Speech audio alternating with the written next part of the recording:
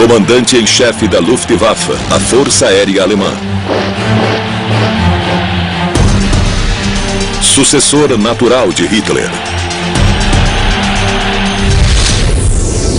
Hermann Göring era um viciado em drogas exagerado e presunçoso. Ele passou 20 anos ao lado de Hitler e esteve no centro de todas as decisões tomadas. Foi ele quem expandiu em segredo as forças armadas do Führer, permitindo seus ataques não provocados a nações pacíficas.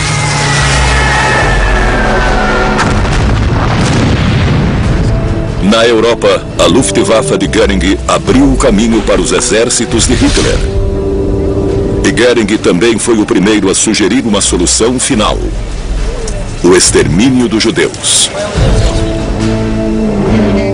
Sua cumplicidade nos crimes do Terceiro Reich era total. Ao fim da guerra, Göring era o único nazista do alto escalão ainda vivo. Os aliados estavam desesperados para julgá-lo. Eles precisavam de alguém que simbolizasse a crueldade do regime. Assim, no julgamento do século em Nuremberg, ele se tornou uma grande estrela. Alle Männer, die irgendwie zur Verfügung waren schon mal dem Volk präsentiert. Foi dito que sua culpa foi única em sua enormidade. They are just pure parasites. Mas o fim da história seria tão misterioso quanto polêmico e pegaria todos de surpresa.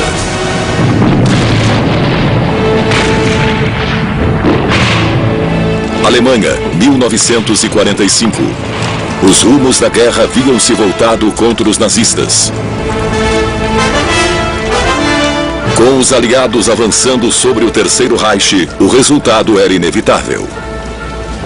All over occupied Germany, the pattern remains the same.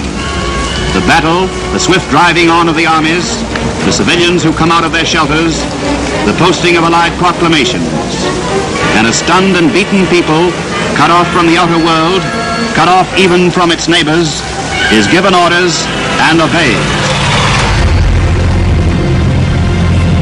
Com a aproximação dos aliados, os líderes nazistas, um após o outro, escolheram o suicídio. Adolf Hitler, o Führer, desde 1933, tirou a própria vida em 30 de abril. Joseph Goebbels, o temível ministro da propaganda de Hitler, matou a si mesmo e toda a sua família poucas horas depois. Heinrich Himmler, o diretor da SS, tomou cianureto após ser capturado pelos ingleses. Agora, restava apenas um: Hermann Göring, o sucessor de Hitler e comandante da Luftwaffe, a Força Aérea Alemã. Ele continuava foragido e os aliados estavam loucos para pegá-lo. O que os caçadores de nazistas não sabiam era que o ex-marechal do Reich também queria fazer contato com eles. Apesar de estar no topo da lista de mais procurados, Göring acreditava poder conseguir uma posição no regime pós-guerra. Esta soberba era típica de Hermann Göring. Ele não era um burocrata passivo. Hermann Göring era um homem inteligente e imponente. Ao contrário de muitos outros nazistas renomados, ele era realmente formidável.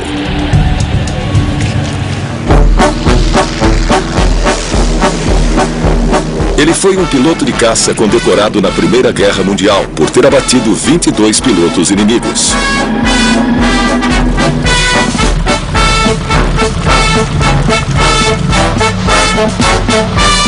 E foi o último comandante do lendário Esquadrão dos Barões Vermelhos.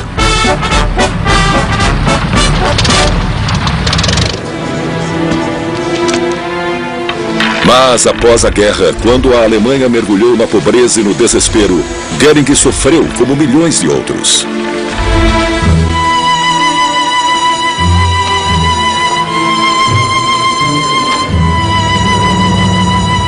o ex-herói foi obrigado a ganhar a vida em exibições de acrobacias aéreas.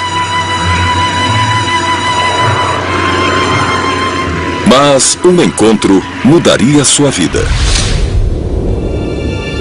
Ele conheceu Adolf Hitler. E logo se tornou o braço direito de Hitler em seu novo partido. Em 1923, Hitler nomeou Göring diretor da SA, a tropa de assalto do partido. Eram capangas uniformizados. Göring transformou o bando de arruaceiros em uma verdadeira unidade militar.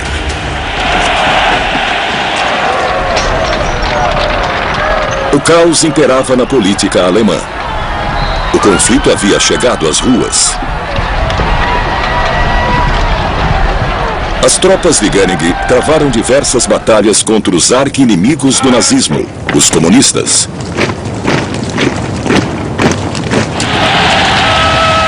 Em novembro de 1923, Göring provou definitivamente sua lealdade a Hitler. O partido nazista tentou um golpe.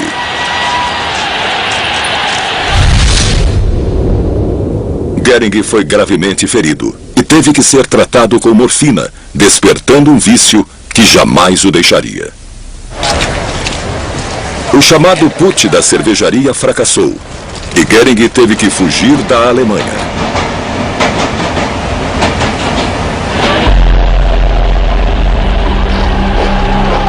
Quando retornou, no fim da década de 20, ele se encontrou novamente ao lado de Adolf Hitler. Juntos, eles planejaram transformar o nazismo em um movimento político de massa. Neste ponto, o alvo do ódio de Hitler ainda eram os comunistas.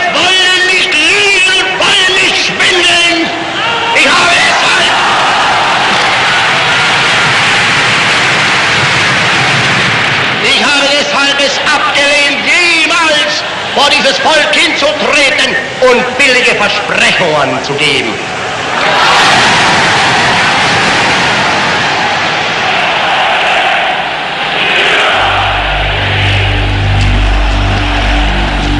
Seu plano deu certo. O partido começou a ganhar votos e tornou-se um verdadeiro movimento popular.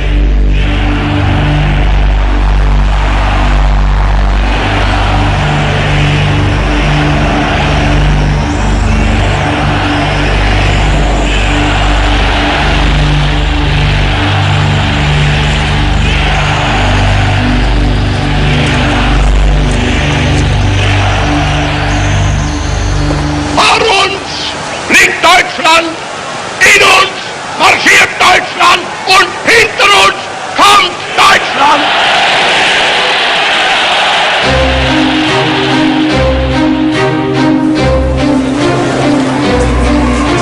Em janeiro de 1933, Hitler foi eleito chanceler ou primeiro-ministro em um governo de coalizão.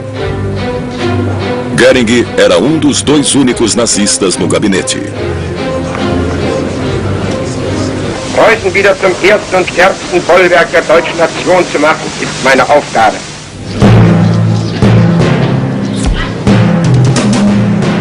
Três meses depois, Hitler obteve autorização para governar por decreto. Ele se tornou um ditador. Era o fim da democracia na Alemanha. Foi uma época boa para Hermann Göring. E em 1935, ele se casou com Emmy Sonnemann, uma ex-atriz com quem teve uma filha, Eda. Hitler foi o padrinho. Depois, sua ascensão continuou.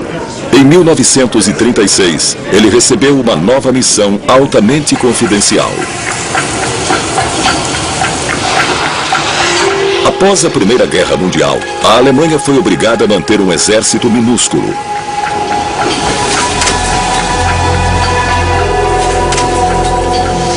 Em segredo, Göring supervisionou o rearmamento e a reconstrução das Forças Armadas.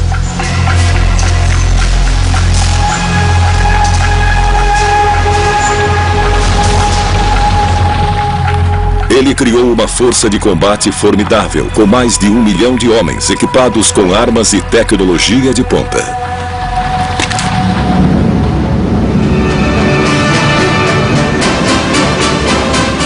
Sua maior conquista foi desenvolver uma força aérea moderna, a Luftwaffe.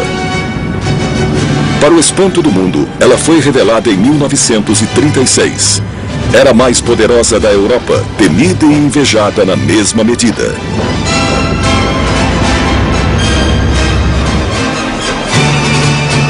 Mas nos bastidores, ele havia se envolvido nas políticas que trariam notoriedade aos nazistas. No fim dos anos 1930, o interesse dos nazistas a respeito dos judeus aumentou, assim como a hostilidade.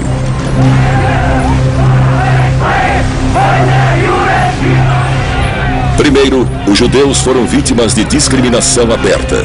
Suas lojas foram boicotadas. A violência pelas mãos da SA não demorou a surgir.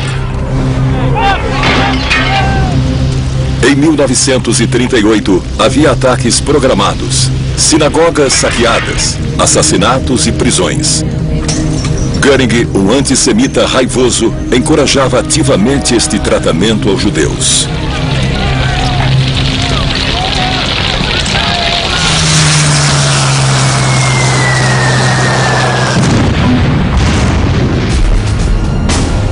Em setembro de 1939, Hitler cometeu seu primeiro grande crime de guerra. Ele invadiu a Polônia.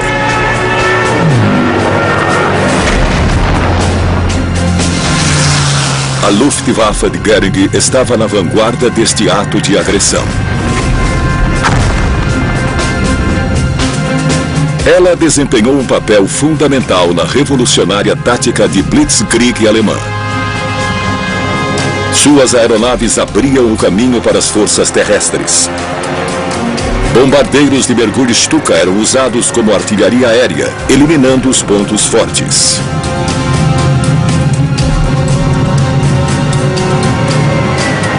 Bombardeiros médios destruíam os alvos maiores.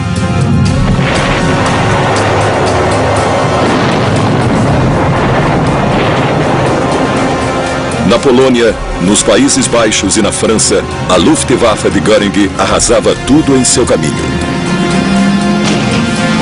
Depois, os tanques avançavam rapidamente sobre o território inimigo, capturando objetivos estratégicos. O trabalho da infantaria era cuidar do que havia sobrado.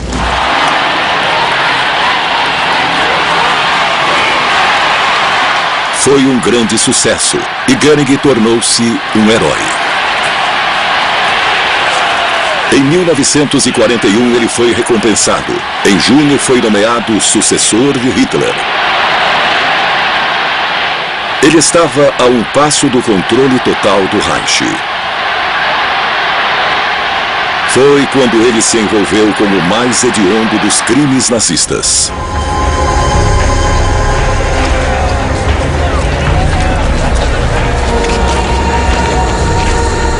A quantidade de judeus capturados nos territórios invadidos não parava de crescer. Em 1941, quando Hitler invadiu a União Soviética, este número explodiu e os nazistas precisaram agir. Em uma carta escrita logo após a invasão da União Soviética, Göring abordou o problema usando o eufemismo "solução final".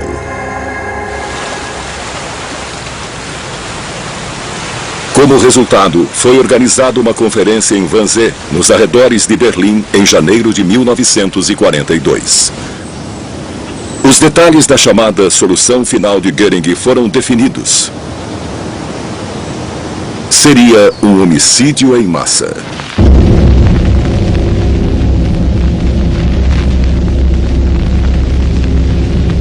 Campos de extermínio foram criados.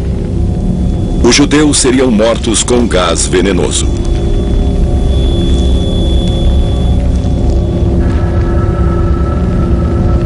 Era o primeiro caso de homicídio industrializado da história. A partir de 1941, 6 milhões de judeus foram eliminados.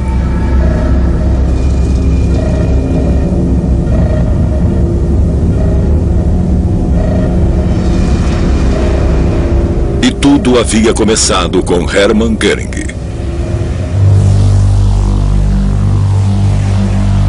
Isso fazia dele um arquicriminoso. Göring havia sido uma peça-chave na guerra de Hitler contra nações pacíficas e também um dos mentores do Holocausto. Mas, ironicamente, a primeira pessoa a caçá-lo não foi um inimigo, mas o próprio Adolf Hitler. No decorrer da guerra, a sorte de Göring começou a diminuir.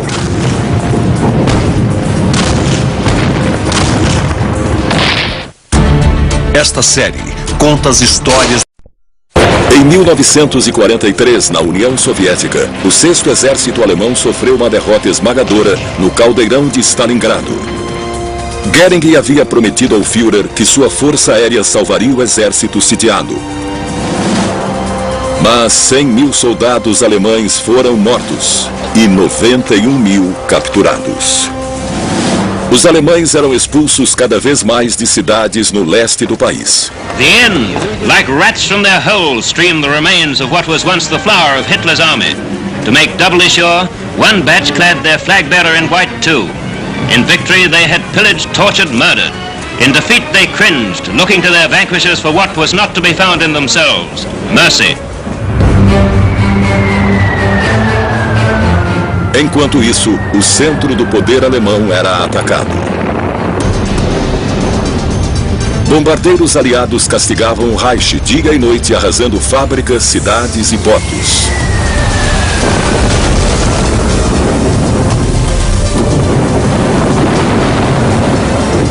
Hamburgo foi destruída. 50.000 pessoas morreram. Berlim era bombardeada 24 horas por dia. Em Dresden, milhares de civis foram mortos em apenas uma noite.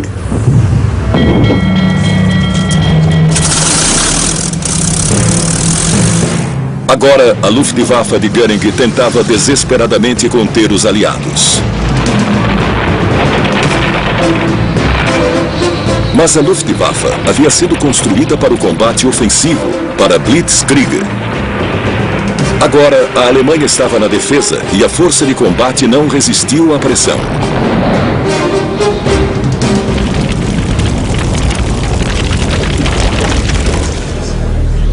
Outros nazistas começaram a zombar de Göring pelas costas. Para piorar, sua vida estava fora de controle. O vício em drogas aumentou. E no fim de 1944 havia um abismo enorme entre ele e o Führer. Hitler tratava o comandante da Luftwaffe de forma cada vez mais crítica e agressiva.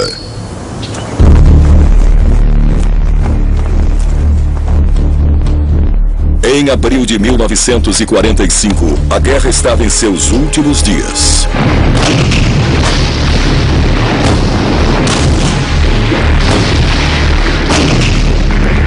As tropas soviéticas haviam chegado aos arredores de Berlim.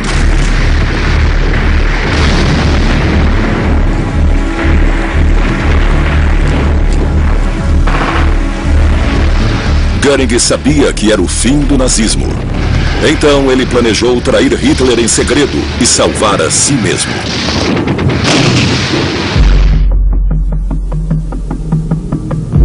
Enquanto as bombas caíam sobre Berlim, Göring deixou o bunker de Hitler, alegando ter compromissos importantes ao sul.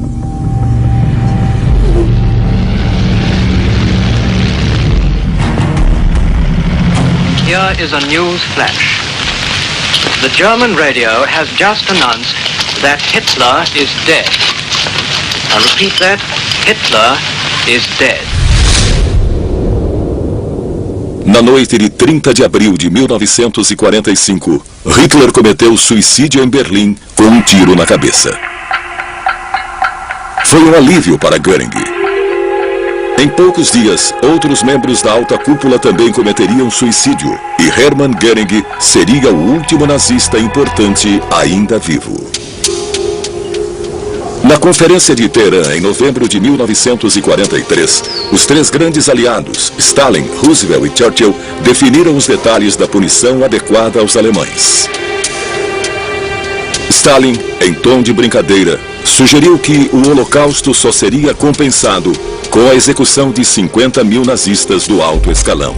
Roosevelt sugeriu sarcasticamente que 49 mil seriam o bastante. Churchill deixou a sala enojado.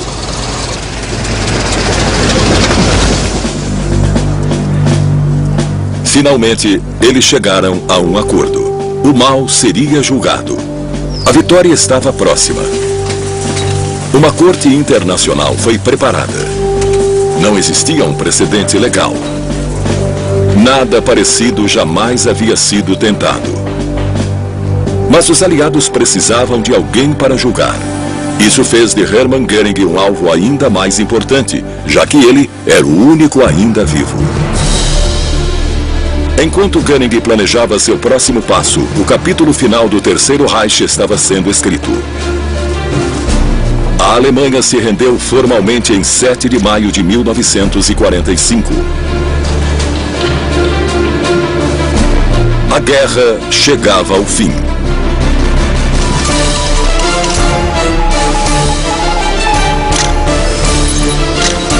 Em todo o teatro de operações, transmissões de rádio diziam às tropas de ambos os lados para cessar fogo. Agora Hermann Göring podia agir. Alheio ao fato de que os aliados queriam sua cabeça, Göring decidiu procurá-los ativamente, em vez de esperar que o encontrassem. Ele incumbiu seu assistente, o coronel Bert von Brauchitsch, de fazer contato com os americanos. Ele portava uma carta endereçada ao Supremo Comandante Aliado, o general Eisenhower. Nela, oferecia cooperação total na reconstrução e governo da Alemanha. A carta foi entregue à 36ª Divisão de Infantaria, em Kufstein.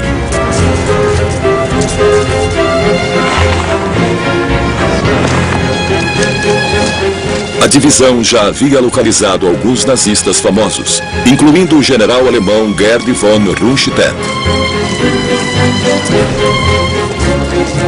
Com a possibilidade de capturar outro nazista importante, a divisão não perdeu tempo. Os soldados foram mobilizados para uma missão especial.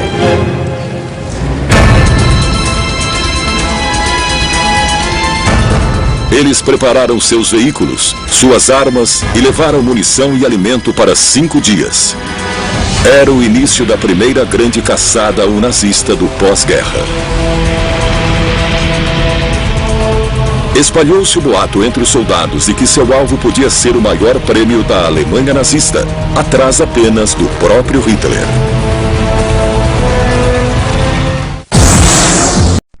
Altendorf, a 87 quilômetros de distância. Mas quando chegaram, Göring havia sumido. Eles pareciam ter perdido sua presa.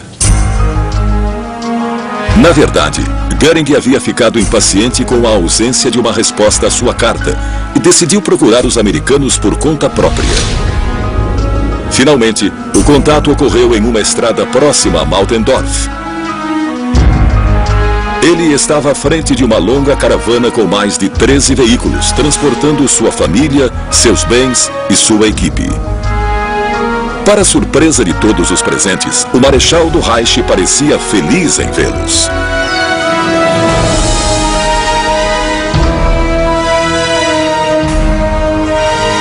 Mas este não seria o final feliz que Göring esperava.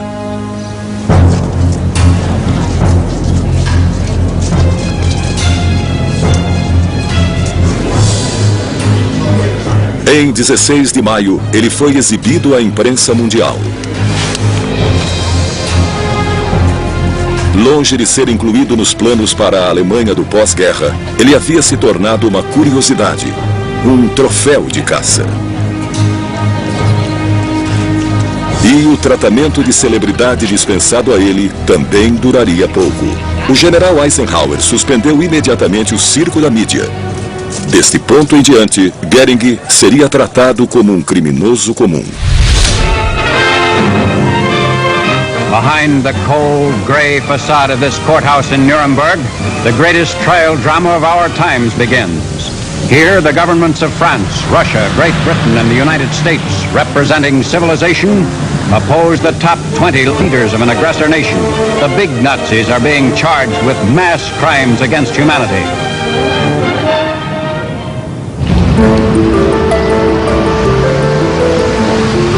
Novembro de 1945. Nuremberg concentrava toda a atenção da imprensa mundial. Um tribunal militar internacional estava pronto para indiciar a elite nazista. Justiça e democracia enfrentariam os valores despóticos do nazismo.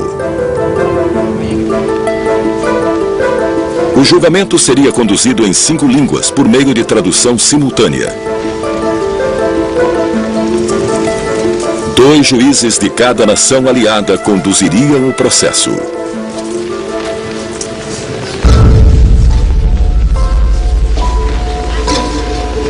Liderados por Hermann Göring, os réus entraram no tribunal em 21 de novembro de 1945. A prisão parecia ter feito bem a Göring. Ele estava elegante, mas alerta, havia perdido peso. E havia abandonado o vício em morfina.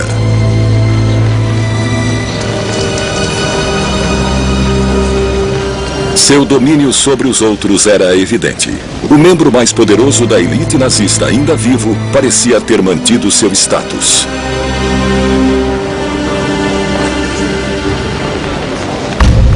Os réus haviam recebido cópias do indiciamento.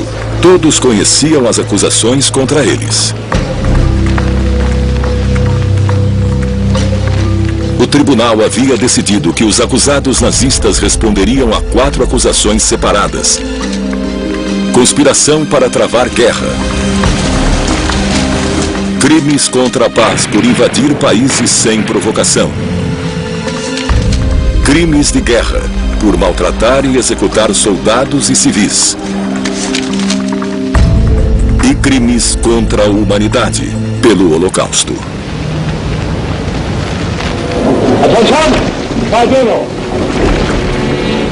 Lord Justice Lawrence and Sir Norman Burkitt, Britain, sit with 6 other judges, 2 each from US, France and Russia. In a comprehensive indictment of 24,000 words are listed the charges against the prisoners, a record of iniquity without parallel. O indiciamento foi lido para os acusados pelo promotor-chefe americano, Robert E. Jackson. The wrongs which we seek to condemn and punish have been so calculated, so malignant and so devastating that civilization cannot tolerate their being ignored. Mas desde o início, Göring mostrou-se disposto a lutar. The prisoners were brought one by one to the microphone to plead. Number 1, Göring. How we all wish it had been Hitler himself. He must plead guilty or not guilty. Ich bekenne mich im Sinne der Anklage nicht schuldig.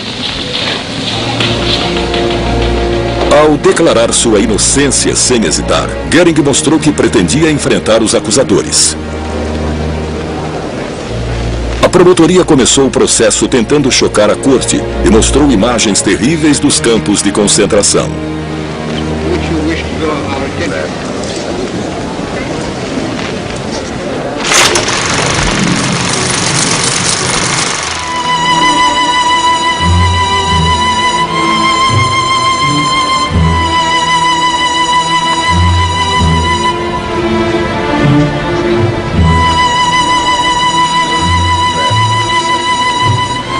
Um psicólogo americano registrou que Göring virou o rosto para não assistir às cenas angustiantes. No decorrer do julgamento, os réus ouviram testemunhos emocionantes de sobreviventes dos campos. Les récalcitrants ont été déportés, généralement, si j'ai bonne mémoire, à Sachsenhausen.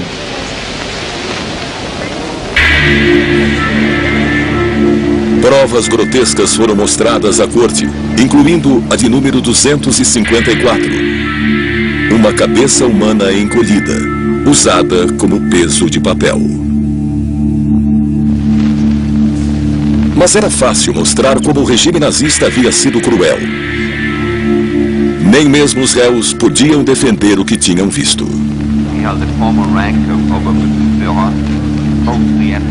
No entanto, encontrar provas de que os indivíduos acusados eram responsáveis mostrou-se bem mais complexo. Hill tem como meta construir. Começou em 13 de março de 1943. Ele era a personificação do regime nazista e tornou-se essencial provar a responsabilidade de Hermann Göring e condená-lo.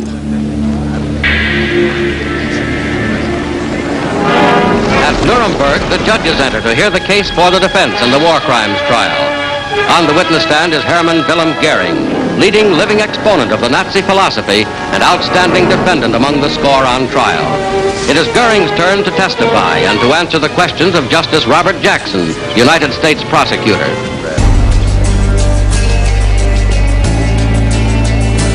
Jackson havia sido nomeado procurador-geral dos Estados Unidos em 1940.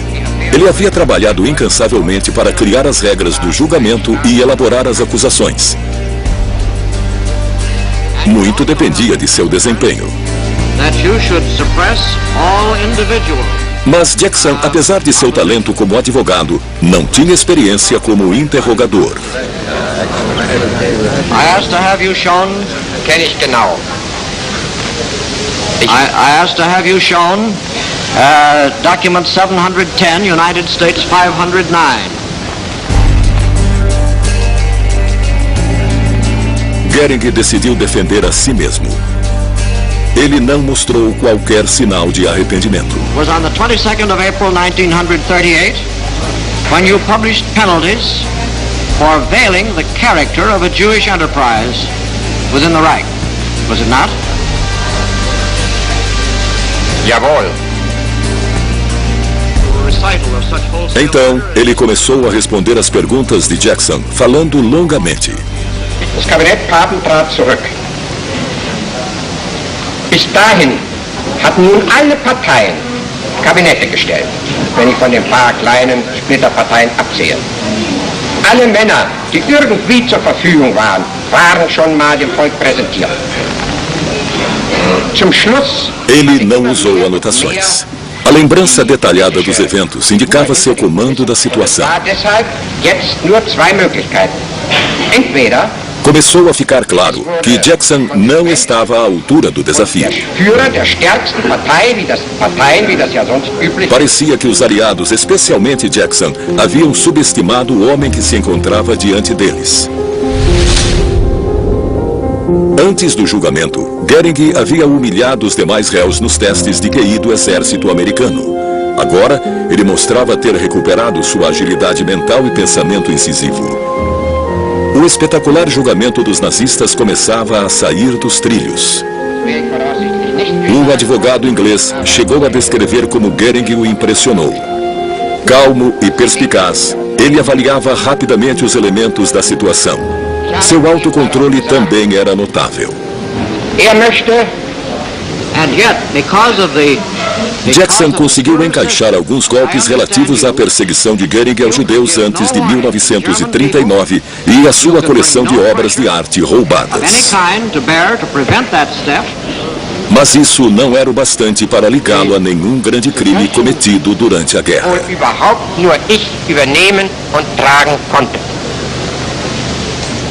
Göring fugia de pergunta após pergunta.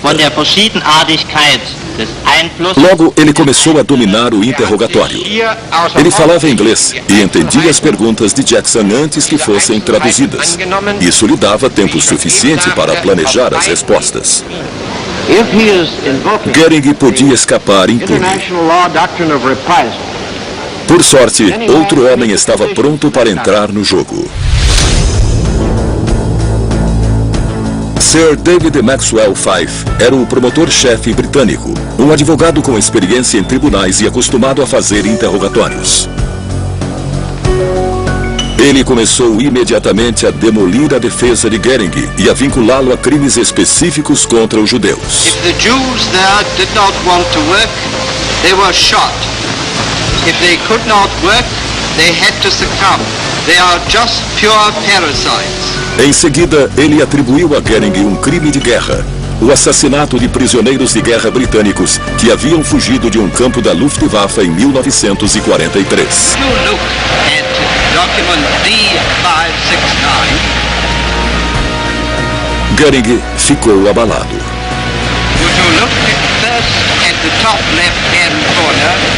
Finalmente, ele posicionou Goering no centro das guerras de agressão do Führer.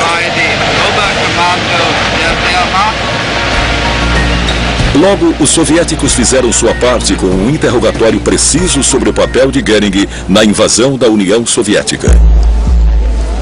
Em 22 de março, o questionamento chegou ao fim.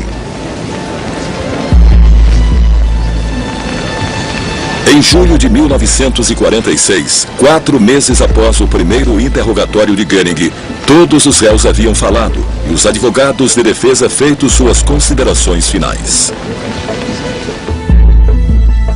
A essa altura, a única defesa de Goering era que sua motivação havia sido o amor à pátria. Ele negou ter ordenado a morte de qualquer indivíduo ou ter cometido qualquer atrocidade. O mundo teria que aguardar até 1º de outubro de 1946 para descobrir o destino do nazista mais célebre, enquanto juízes debatiam seus vereditos. At Nuremberg, typical of the nationwide ruin Hitler brought upon Germany, justice was done to the men who sent millions of innocent citizens to death and torture. The voice of Lord Justice Lawrence pronounced the verdict of mankind. Defendant Hermann Wilhelm Goering. The International Military Tribunal sentences you to death by hanging.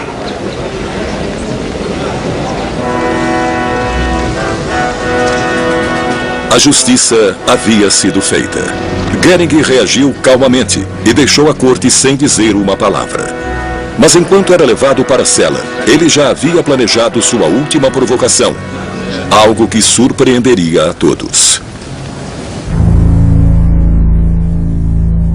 No dia seguinte à sua sentença, Goering escreveu ao tribunal militar.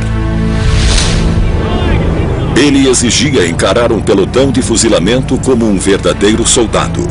Ele argumentou que não devia ser enforcado como um criminoso comum, mas seu pedido foi negado. Nos dias anteriores à execução, Goering viu sua esposa, Emmy, sua filha, Eda, e começou a fazer os preparativos finais na prisão de Nuremberg.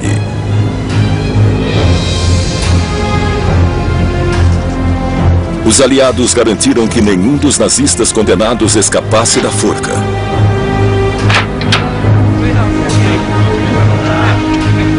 Tudo o que pudesse ser usado para cometer suicídio foi removido. Os prisioneiros eram mantidos sob vigilância constante.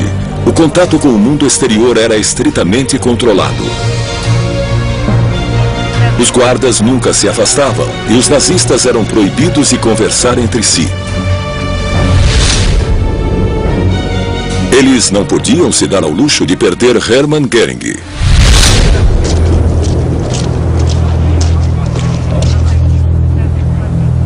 Em 7 de outubro de 1946, ele recebeu a visita da esposa Emmy pela última vez. No ginásio do Fórum, os cadafalsos estavam prontos e o executor de Goering escolhido.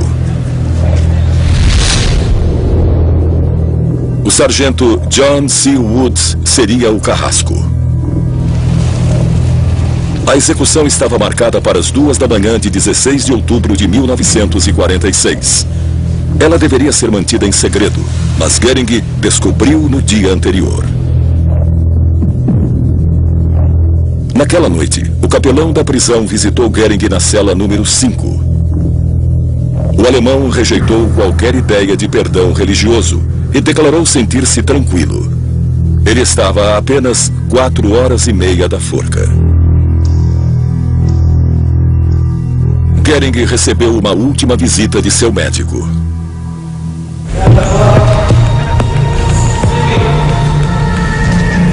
Às 10h44, o guarda encarregado de Goering o viu ter convulsões e exalar. Ele estava morto. Ele havia cometido suicídio por ingestão de cianureto e escapou da forca como uma última provocação. Agora a questão era: como Goering havia conseguido a cápsula? Surgiram boatos de que o suicídio de Goering havia sido facilitado por um cúmplice. Entre os candidatos estava Amy, sua esposa, que teria passado a pílula para Goering durante seu beijo de despedida. A história oficial é bem mais simples, e Goering garantiu que ninguém fosse culpado pela cápsula. Em uma carta deixada em sua cela, endereçada ao comandante da prisão, ele se gabou de ter 2 cápsulas escondidas o tempo todo. A que ele usou estaria escondida em um pote de pomada que ele usava para tratar seu eczema. Assim, o último membro da cúpula nazista havia escapado da execução.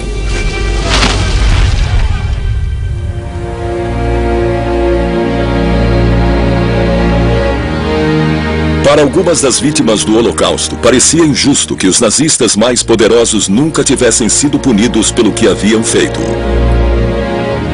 Mas para outros, pelo menos o regime foi julgado por suas atrocidades, graças a Nuremberg.